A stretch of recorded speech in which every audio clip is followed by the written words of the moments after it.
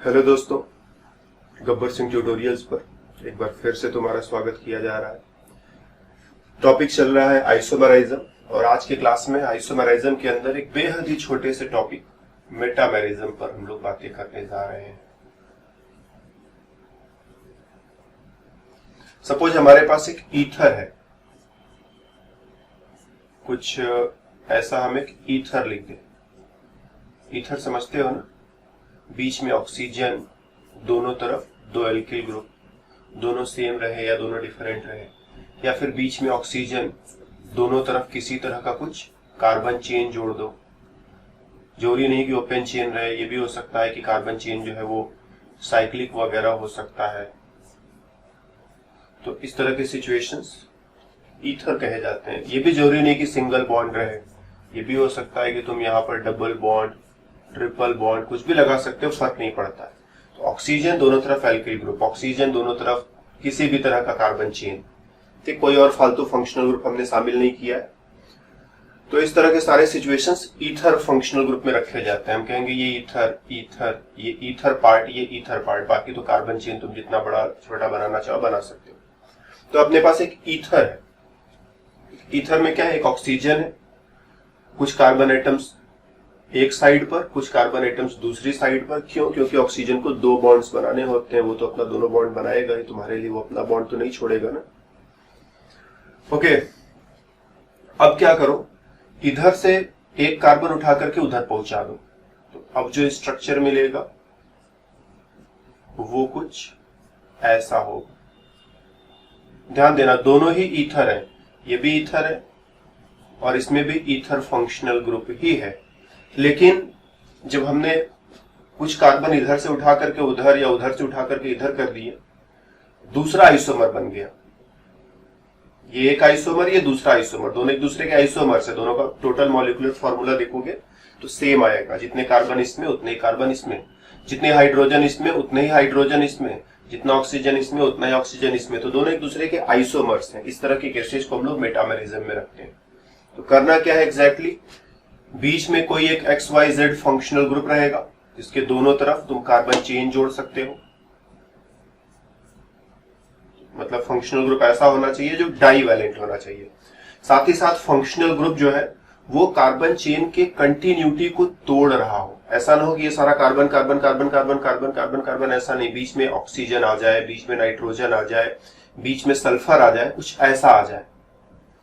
कभी ऑक्सीजन, कभी सल्फर, कभी नाइट्रोजन, यही तीन एटम्स हैं जो तुमको देखने को मिलेंगे। ऑक्सीजन तुमने देख ही लिया, ऑक्सीजन के ही जैसा सल्फर भी सोच सकते हो। तो बीच में कुछ इस तरह के एटम्स आ जाए जो कार्बन चेन की कंटिन्यूटी को तोड़ दे रहे हो। कार्बन चेन अब कंटिन्यूअस नहीं रहा, इसकी वजह से इस पार से इस तरफ से कुछ कार्बन एटम को उठा करके उस तरफ जोड़ दो ले जा करके। और अगर ऐसा करने से एक नया आइसोमर बन जा रहा है जिसमें फंक्शनल ग्रुप वही वाला है जो पहले था, ऐसा ना हो कि फंक्शनल ग्रुप बदल जाए। ठीक, इधर से कुछ कार्बन उठाया उधर डाल दिया, इधर से कुछ कार्बन उठाया उधर रख दिया, ऐसा करने से एक नया आइसोमर बन जाए जिसमें फंक्शनल ग्रुप वही रहेगा जो पहले से था, फंक्शनल ग्रुप चेंज नहीं होना चाहिए। तो हम बोलेंगे कि ये जो दोनों आइसोमर्स बन रहे हैं वो एक दूसरे के मेटामर्स है। जैसे एक कार्बन इधर से उधर उठा करके रख दें तो इधर दो कार्बन हो जाएंगे और इधर जो है चार कार्बन हो जाएंगे। एक और कार्बन इधर से उधर उठाकर रख दें तो इधर जो है एक कार्बन हो जाएगा, उधर पांच कार्बन हो जाएगा। तो ये तीनों जो है एक दूसरे के मेटामर्स कहे जाएंगे। तो ये मेटामेरिज्म किसमें किसमें पाया जाएगा, एक तो ईथर में तुमने देख ही लिया। ईथर के अलावा ROR ईथर में देखने को मिलेगा, RSR इसे कहोगे ईथर और इसे कहोगे थायो ईथर। जब ऑक्सीजन के बदले सल्फर आ जाता है तो थायो ईथर कहते हैं। इसके अलावा नाइट्रोजन वाला केस अगर देखें, NR अगर ऐसा लिख दे तो ध्यान देना, नाइट्रोजन को तीन बॉन्ड्स बनाने होते हैं। एक जो बॉन्ड है यहाँ पर कुछ न कुछ जोड़ करके इसको भी ब्लॉक करना पड़ेगा, तो चलो हाइड्रोजन जोड़ दिया। तो इस तरह का कुछ सिचुएशन क्रिएट कर दे तो इसको अमीन कैटेगरी में रखोगे। ध्यान देना, नाइट्रोजन तीन बॉन्ड्स बना सकता है। अगर यहां पर दो हाइड्रोजन और एक एल्किल ग्रुप जोड़ते हो तो इसे तुम कहते हो अमीन, स्पेशली प्राइमरी अमीन कहते हो। अगर तुमने ऐसा किया कि 2 एल्किल ग्रुप और 1 हाइड्रोजन जोड़ा तो अभी भी ये अमीन ही कहा जाएगा। इसमें से 1 हाइड्रोजन कम कर दिया, एक एल्किल ग्रुप जोड़ दिया, अभी भी अमीन ही कहोगे, मगर अभी से तुम सेकेंडरी अमीन कहते हो। इसी तरह से ये वाला हाइड्रोजन भी हटा करके अगर हम एक और एल्किल ग्रुप ला करके जोड़ दें,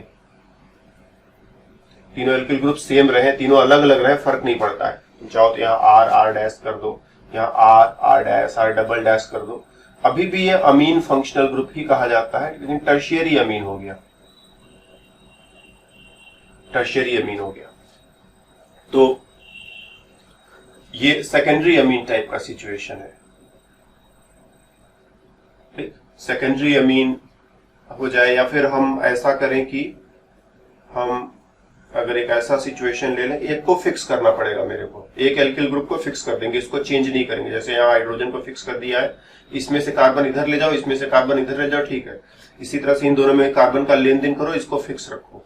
तो ऐसा करने से जो बनेगा वो भी टॉटोमेरिज्म के अंदर ही आएगा, सॉरी मेटामेरिज्म के अंदर आएगा। ये भी अमीन है, इस तरह का अमीन है, टर्शियरी अमीन है। मतलब सेकेंडरी अमीन का जब मेटामर बनाएंगे तो सेकेंडरी अमीन ही होना चाहिए। कहने का मतलब ये है, अगर सेकेंडरी अमीन से तुम मेटामर बना रहे हो तो सेकेंडरी अमीन ही बनना चाहिए, टर्शियरी अमीन न हो जाए। या टर्शियरी अमीन का मेटामर बना रहे हो तो वो टर्शियरी अमीन ही रहे जिसमें एक एल्किल ग्रुप हमेशा फिक्स रहेगा, वो नहीं बदलेगा। तो इस तरह के सारे सिचुएशंस मेटामेरिज्म में आ सकते हैं। और एक और फंक्शनल ग्रुप हम लोग देखेंगे, एस्टर, RCOOR। इसमें भी दोनों तरफ एल्किल ग्रुप है, बीच में ऑक्सीजन के आने से कार्बन चेन की कंटिन्यूटी टूट रही है। तो इधर से कार्बन उठाकर उधर या उधर से कार्बन उठाकर इधर करने से अगर फंक्शनल ग्रुप में चेंज न आए और एक नया आइसोमर बन जाए, कार्बन को उठाकर इधर से उधर ले जाना है या उधर से इधर लाना है, कंडीशन क्या है कि फंक्शनल ग्रुप में चेंज नहीं आना चाहिए। There should be no change in functional group and formation of new isomer। साथ ही साथ नया आइसोमर भी बन जाना चाहिए।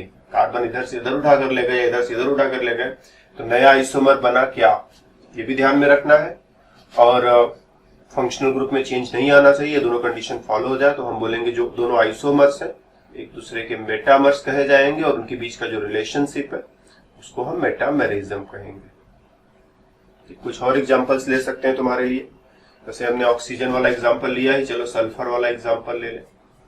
CH3 CH2 CH2, बीच में सल्फर, CH2 CH3। हम एक कार्बन इधर से उठाकर उधर पहुंचा दें, ठीक, तो एक कार्बन इधर से निकाला उधर पहुंचा दिया, तो इधर 3 कार्बन की जगह 2 कार्बन हो जाएगा, बीच में सल्फर और इधर जो है 3 कार्बन आइटम्स हो जाएंगे। क्या ये नया आइसोमर बना क्या? तो आंसर है नहीं, ये तो उसी का रिपीटिशन हो गया। इसमें 2 इधर था 3 इधर था, इसमें 2 इधर है 3 इधर है, फर्क नहीं पड़ता, ये दोनों सेम हो गए, ये दोनों सेम हो गए। एक कार्बन चलो और उठाकर उधर पहुंचा दो, तो CH3 C, सल्फर यहां लगाओ, CH2 CH2 CH2 CH3, कुछ ऐसा नया आइसोमर बन गया। तो यहां से यहां आने पर नया आइसोमर बन गया। फंक्शनल ग्रुप थायो ईथर और थायो ईथर है, तो बोलेंगे कि ये दोनों क्या है, ये दोनों तो सेम हो गए थे, लेकिन अब की बार ये दोनों जो है एक दूसरे के मेटामर्स हैं। इसी तरह से हम कोई सेकेंडरी अमीन चुन ले, NH, कुछ कार्बन इधर जोड़ देते हैं, हाइड्रोजन वगैरह नहीं लगाते हैं, हाइड्रोजन काउंट कर लेना तुम अपना। अब मान लो इधर से एक कार्बन उठाकर उधर पहुंचा दे या इधर से एक कार्बन उठाकर इधर पहुंचा दे, दोनों तरफ सोच सकते हैं। चलो इधर से कार्बन इधर लाते हैं, इधर 4 है इधर 2 है, एक कार्बन इधर लाओगे तो इधर 3 कार्बन की चेन हो जाएगी, हाइड्रोजन वगैरह जहां जितने चाहिए होंगे लगा देना। तो देखो ये भी टॉटोमर बना, सॉरी मेटामर बन गया। एक कार्बन इधर से उधर पहुंचा दो, 2 में से एक गया तो एक कार्बन बचेगा, फिर ये बीच में NH और फिर इधर कार्बन चेन थोड़ा बड़ा हो जाएगा, पहले 4 था 5 हो गया, तो हम बोलेंगे ये दोनों एक दूसरे के मेटामर्स। तो ये तीनों जो एक दूसरे के मेटामर्स हैं, तो कई सारे मेटामर्स बनाए जा सकते हैं। एस्टर फंक्शनल ग्रुप में देख सकते हो, एक कार्बन चेन बना लो, बीच में एस्टर ग्रुप लगा दो, कार्बन इधर से निकालकर उधर, इधर से निकालकर उधर पहुंचाते चले जाओ, नए नए एस्टर्स, नए नए आइसोमर्स बनते चले जाएंगे जिनमें फंक्शनल ग्रुप एस्टर ही होना चाहिए, फंक्शनल ग्रुप बदलना नहीं चाहिए। तो जब तक फंक्शनल ग्रुप एस्टर कायम रहेगा, मेंटेन रहेगा, इधर से कार्बन उधर पहुंचाओ, उधर से कार्बन इधर लाओ, नए नए आइसोमर्स बनाओ, ये सभी आइसोमर्स जो है मेटामेरिज्म की केस में या कैटेगरी में आएंगे।